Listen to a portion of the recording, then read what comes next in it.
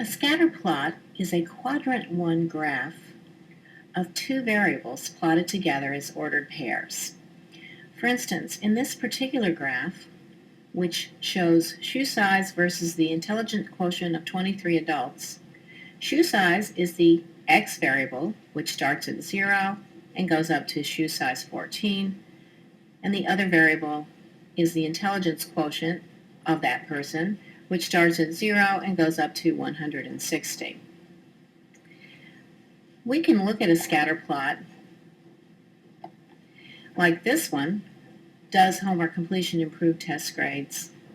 And we can see that in this case, as the first variable, homework completion rate, increases closer and closer to 100%, we can see that the test average, or the other variable, tends to increase with it. This is a trend. It may not be true for every person on the scatter plot, but in general there is a positive correlation between homework completion rate and test average.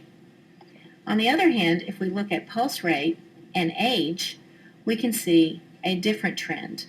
In infancy, when a child is born, the pulse rate, which is heartbeats per minute, tends to be between 140 and 160 beats per minute. As a child ages, gets closer and closer to 10 years old, the pulse rate will gradually decrease each year.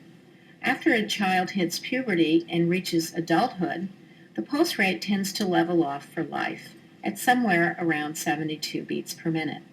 We would say that as age increases, pulse is decreasing, and we can see that we start high and we go downward. This is a negative trend.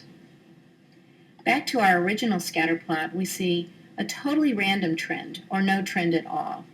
There's neither a positive nor a negative trend. In fact, there's no correlation between the size of a person's shoe and their intelligence quotient.